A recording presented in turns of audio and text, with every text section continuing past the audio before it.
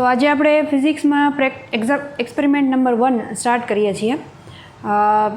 Experiment છે એને આપણે સૌથી પહેલાં થોડું એનું જે પ્રેક્ટિકલ કઈ રીતે તમારે આન્સર શીટમાં લખવાનો છે એ આપણે પહેલાં થોડું જોઈ લઈએ. પછી આપણે એનું જે એક્સપેરિમેન્ટલ ઓબ્ઝર્વેશન છે એ હું તમને પ્રેક્ટિકલ આખો કરી અને પરિપથ જોડી અને પછી સમજાવીશ. તો સૌથી પહેલાં આપણે એમ જોઈ લઈએ પ્રેક્ટિકલનો. To determine resistance per unit length of a given wire by plotting a graph of potential difference versus current. ગુજરાતીમાં પણ મેં લખ્યો છે. વોલ્ટેજ વિરુદ્ધ વિદ્યુત પ્રવાહના આલેખની મદદથી આપેલ તારનો એકમ લંબાઈ દીઠ અવરોધ શોધવો. તો તમે જાણો છો કે આ જે પ્રેક્ટિકલનો હેતુ છે એ તમારા કરંટ ઇલેક્ટ્રિસિટીનો જે ચેપ્ટર છે એમાં જે ઓહમનો નિયમ આવે છે એને અનુસંધાને છે. તો આ આપણો હેતુ થઈ ગયો. હેતુ ઉપરથી આપણે અલગ અલગ એપરેટસ આવે. તો મેં તમને લાસ્ટ ટાઈમ ઇન્ટ્રોડક્શન લેક્ચરમાં સમજાવ્યું હતું કે તમારે ઓબ્ઝર્વેશન ટેબલ કઈ કઈ બાબતો છે એ તમારે આન્સર શીટમાં લખવાની હોય છે. તો એ આપણે પહેલાં તમને સમજાવેલું છે. તો અહીંયા આગળ જે ડ્રો કરેલું છે એની ઉપરથી તમારે એમ ઉપરથી એપરેટસ એટલે કે સાધનો જે ઉપયોગી છે એ તમારે મેન્શન કરવાના હોય છે. તો તમે સાધનો છે અહીંયા પરિપથમાં એટલે કે તમારો જે સર્કિટ ડાયાગ્રામ છે એમાં પણ ઓબ્ઝર્વ કરી શકો. તો સર્કિટ ડાયાગ્રામમાં તમે જુઓ તો અહીંયા આગળ બેટરી છે જેને સિમ્બોલમાં ઈ કહી શકાય.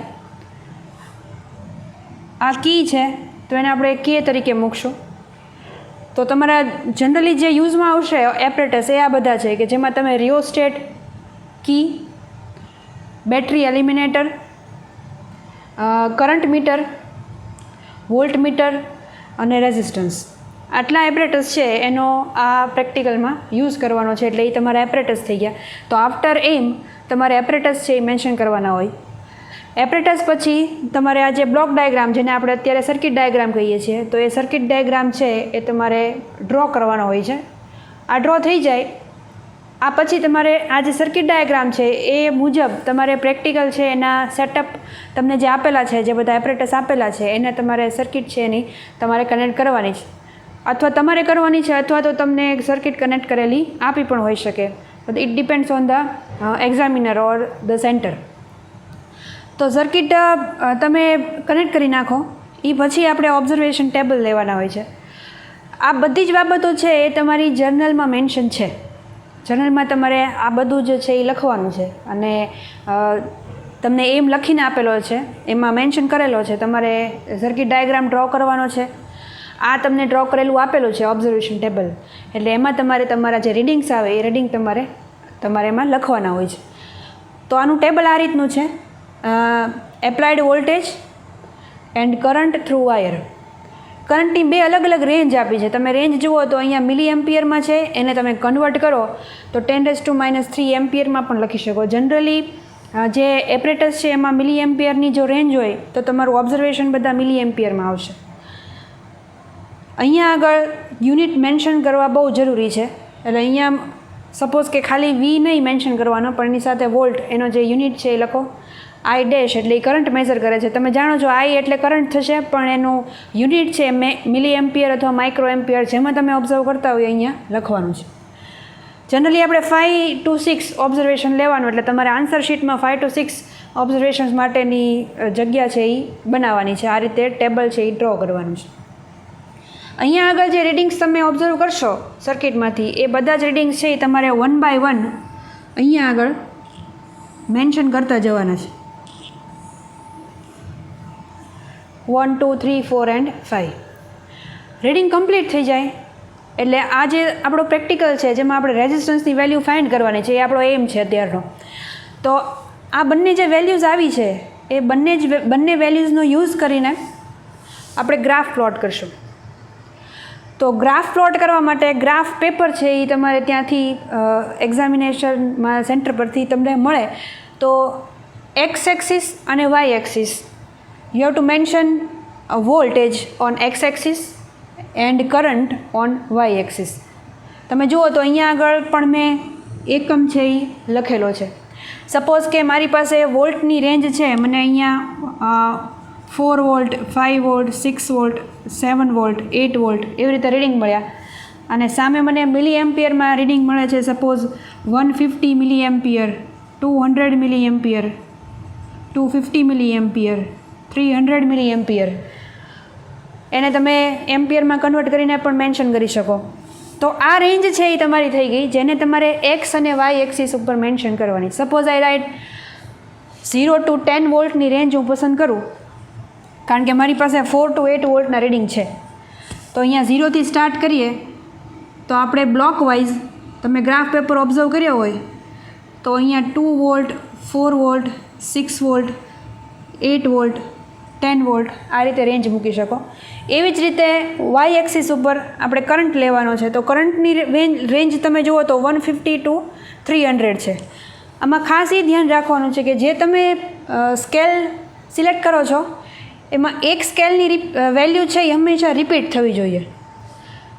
તમે સપોઝ અહીંયા 2 વોલ્ટ રાખ્યું છે તો એક બ્લોકની વેલ્યુ છે એ 2 વોલ્ટ થઈ, આની પણ 2 વોલ્ટ થઈ, 2 વોલ્ટ, 2 વોલ્ટ, 2 વોલ્ટ પણ ઇન્ક્રીઝ કરતા જઈએ છીએ. એવી જ રીતે વાય એક્સિસ ઉપર સપોઝ કે 150 છે તો અહીંયાથી હું 150થી સ્ટાર્ટ કરું અને અહીંયા હું 200 લખું તો આ સ્કેલ માપ છે એ રોંગ થાય, કારણ કે આ એક બ્લોકની વેલ્યુ થઈ 150 અને પછી મેં ખાલી 50 એમ્પિયર જ ઇન્ક્રીઝ કર્યું.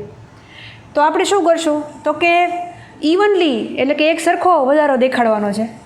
તો અહીંયા હું શું કરીશ કે 50થી સપોઝ સ્ટાર્ટ કરું તો 50 અહીંયા મિલી એમ્પિયર કરી નાખીએ,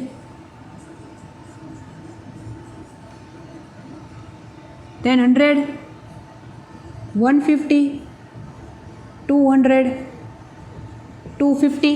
તો આ મારી મિલી એમ્પિયરની રેન્જ થઈ ગઈ. તમે તમારા જે રીડિંગ છે એની એકોર્ડિંગલી તમારે રેન્જ સિલેક્ટ કરવાની છે કે તમારા બધા પોઈન્ટ્સ છે એ તમે આમાં મેન્શન કરી શકો. પણ ધ્યાન રાખવાનું છે કે સ્કેલ માપ છે એ ખોટું પસંદ ન થાય. આફ્ટર દેટ સપોઝ કે 4 વોલ્ટ છે અને અહીંયા 150 છે તો અહીંયા તમે મેં આમ તો લાઇન ડ્રો કરેલી છે પણ છતાં આપણે જોઈએ તો કે 4 વોલ્ટ અને અહીંયા 150 છે તો અહીંયા જ્યાં સિમિલર લાઇન થતી હોય ત્યાં હું પોઈન્ટ મૂકી દઉં. એવી જ રીતે 5 વોલ્ટ હોય તો 200. તો અહીંયા તો આપણે પોસિબલ નથી, બટ અહીંયા આગળ 5 વોલ્ટ વચ્ચે તમે મૂકતા હો તો 5 વોલ્ટ અને 200 તો એની આપણે લાઇન છે એ અહીંયા ડ્રો કરી શકીએ. તો આવી રીતે બધા પોઈન્ટ્સ મૂકતા જઈએ અને બધા પોઈન્ટ્સને ઓરિજિનમાંથી સ્ટ્રેટ લાઇન ડ્રો કરવાની છે. આ ઓરિજિન છે આપણું, ત્યાંથી સ્કેલની મદદથી સ્ટ્રેટ લાઇન ડ્રો કરો. સ્ટ્રેટ લાઇન ડ્રો કરી એની ઉપર આવું એક આપણે કાટકોણ ત્રિકોણ રાઇટ એંગલ બનાવીએ એબીસી. એબીસી ઉપરથી કેલ્ક્યુલેશન કરવાની છે સ્લોપની. તો you know already the slope is y by x, તો એબી અપોન બીસી થશે. એબી છે એ તમને કરંટ આપે છે તો એ થઈ ગયું I, that is right now it is in milli ampere upon volt, તો આઈ અપોન વી. એનું ઇન્વર્સ કરો, that is 1 upon slope. 1 upon slope કરશો એટલે તમને અહીંયા જે આન્સર મળશે એ તમારો રેઝિસ્ટન્સ હશે. એ રેઝિસ્ટન્સ છે જે તમે સર્કિટમાં કનેક્ટ કરેલો હોય. સપોઝ કે આપણે અત્યારે જે ડેમોન્સ્ટ્રેશન કરવાના છે એમાં 20 ઓમ આપણે રેઝિસ્ટન્સ છે એ રાખેલો છે, એની વેલ્યુ 20 ઓમ છે. તો તમને 20 ઓમની નિયરલી આન્સર છે એ મળી શકે. એક્ઝેક્ટલી 20 ન પણ મળે, પણ તમારે કેલ્ક્યુલેશન છે એ રીતની કરવાની છે. તો આ ગ્રાફ ઉપરથી રેઝિસ્ટન્સની વેલ્યુ આપણને કેલ્ક્યુલેટ કરી. તમે આ બંને ઉપરથી પણ કરી શકો, સીધું ન્યુમિનેટર ડિનોમિનેટર કરો, R is equal to V upon I, તો પણ તમને રેઝિસ્ટન્સની વેલ્યુ છે એ તમે કેલ્ક્યુલેટ કરી શકો. બટ અત્યારે ઓનલી ગ્રાફ ઉપરથી કેલ્ક્યુલેશન છે, તો આ રીતે ગ્રાફની કેલ્ક્યુલેશન કરી રેઝિસ્ટન્સ છે એ ફાઇન્ડ કરી શકાય. તો આ ખાલી ડેમોન્સ્ટ્રેશન થયું. હજી આપણે પ્રેક્ટિકલનું ડેમોન્સ્ટ્રેશન હવે કરીએ છીએ. મિત્રો, આજે આપણે ફિઝિક્સનો એક્સપેરિમેન્ટ નંબર 1 સ્ટાર્ટ કરવા જઈ રહ્યા છીએ. તો આપણો જે પ્રેક્ટિકલનો એક્સપેરિમેન્ટ નંબર 1 છે એનો એમ છે to determine resistance per unit length of a given wire by plotting a graph of potential difference versus current. એટલે કે આપણે જે પહેલો એક્સપેરિમેન્ટ છે એ આપણી થિયરીમાં ઓહમના નિયમ સાથે સંકળાયેલો છે, કે જેમાં તમારે રેઝિસ્ટન્સની વેલ્યુ છે એ કેલ્ક્યુલેટ કરવાની છે, અથવા તો રેઝિસ્ટન્સની વેલ્યુ છે એ આપણે શોધવાની છે પ્રેક્ટિકલની મદદથી.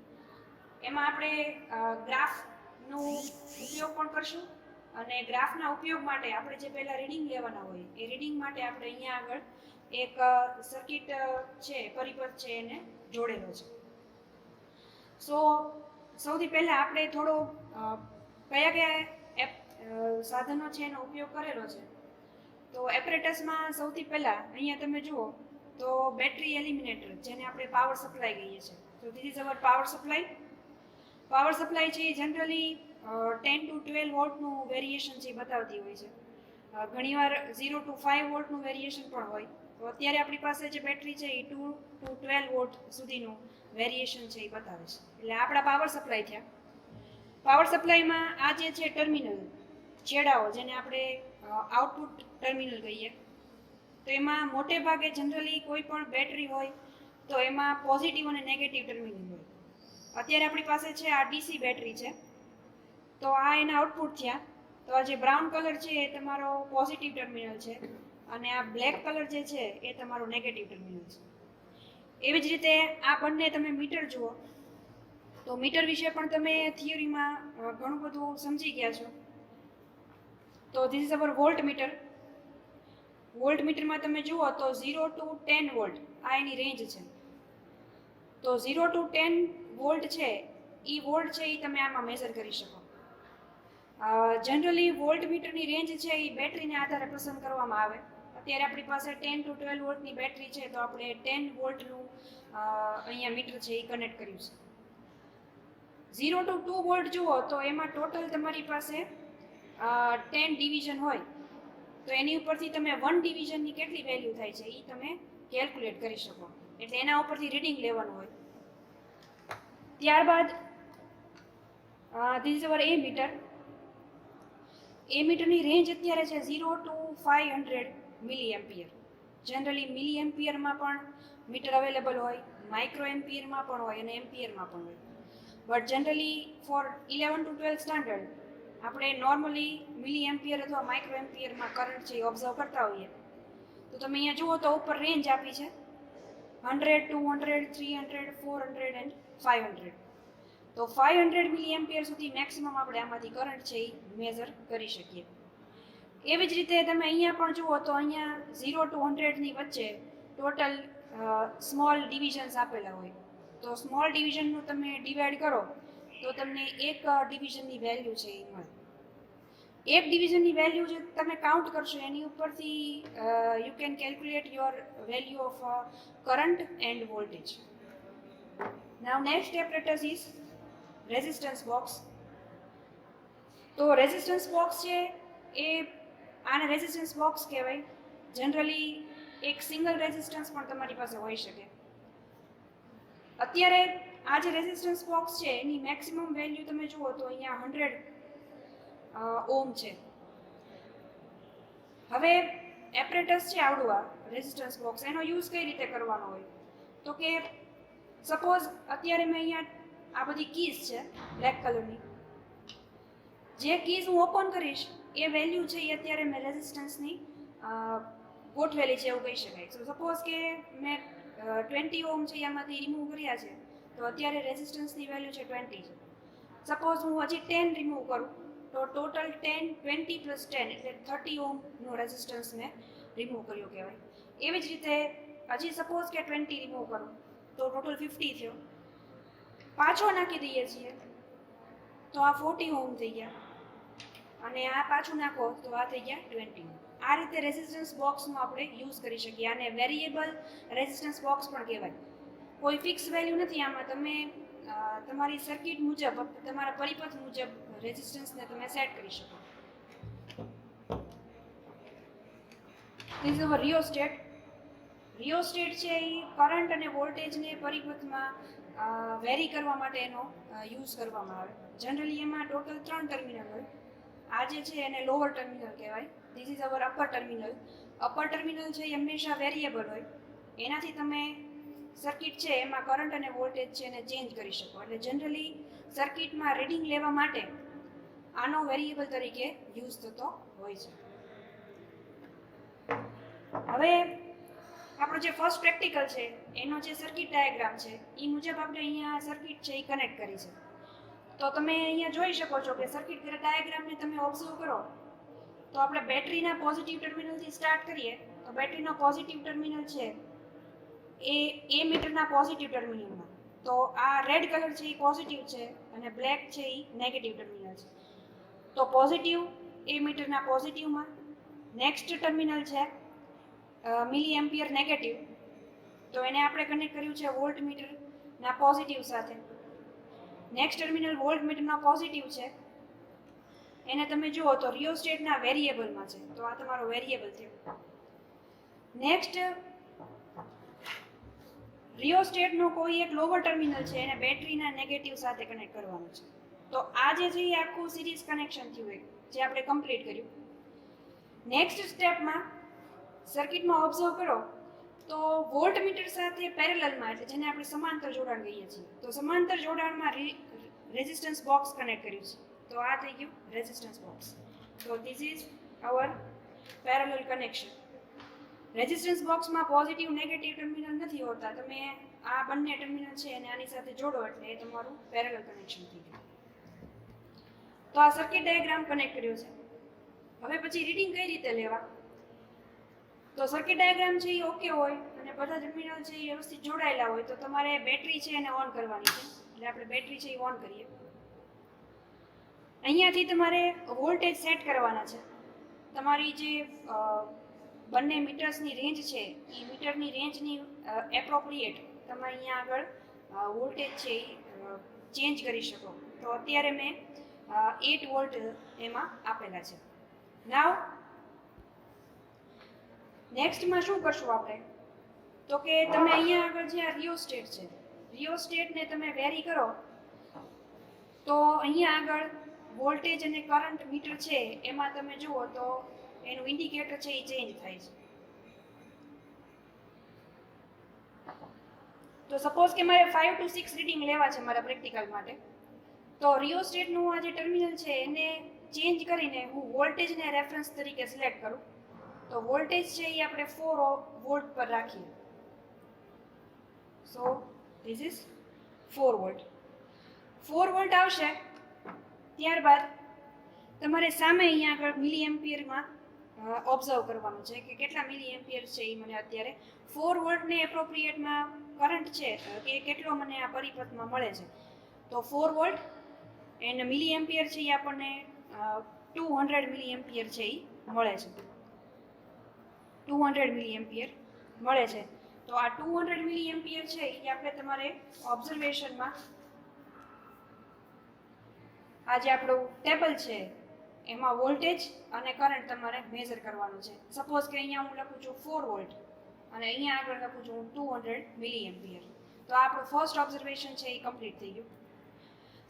નેક્સ્ટ ઓબ્ઝર્વેશનમાં આપણે આ વોલ્ટેજ છે એની રેન્જ જોઈ લઈએ. તો અહીંયા આગળ તમે જુઓ તો 1 2 3 4 5 પછી એક નાનો ડિવિઝન આપેલું છે. તો એ નાનો ડિવિઝન છે એ 5 વોલ્ટનો છે અને પછી આ થશે 6 વોલ્ટ. તો સપોઝ કે હું રિયોસ્ટેટને ચેન્જ કરી અને 5 વોલ્ટ ઉપર લઈ જાઉં છું, તો આ તમારા થયા 5 વોલ્ટ. આ 5 વોલ્ટ છે એટલે વચ્ચેના જે નાના 5 ડિવિઝન છે એમાંથી એક ડિવિઝનની વેલ્યુ થશે 0.2. એટલે જો તમે એક ડિવિઝન શિફ્ટ કરો તો 4.2 4.4 4.6 4.8 અને 5 એ રીતે થશે. પણ અત્યારે આપણે રાખીએ છીએ 5 વોલ્ટ. તો 5 વોલ્ટની સામે કરંટ છે એ મારે મેઝર કરવો પડે. તો કરંટની વેલ્યુ છે 200 to 300. તો અહીંયા તમે જુઓ તો ટોટલ 10 ડિવિઝન વચ્ચે છે, સ્મોલર ડિવિઝન 10 છે. તો એક વેલ્યુ થશે 210 210 મિલી એમ્પિયર, 220 મિલી એમ્પિયર, 230 અને 240 મિલી એમ્પિયર અત્યારે કરંટ છે. તો 240 મિલી એમ્પિયર. તો આપણું સેકન્ડ રીડિંગ થયું 5 વોલ્ટ અને 240 મિલી એમ્પિયર. તો એ પાછું આપણે અહીંયા આગળ ઓબ્ઝર્વેશન ટેબલમાં સેકન્ડ લાઇનમાં એ તમારે લખવાનું છે. એવી જ રીતે 6 વોલ્ટ કરીએ છીએ રિયોસ્ટેટની હેલ્પથી. તો અહીંયા આગળ આપણને 300 મિલી એમ્પિયરનું રીડિંગ મળે છે.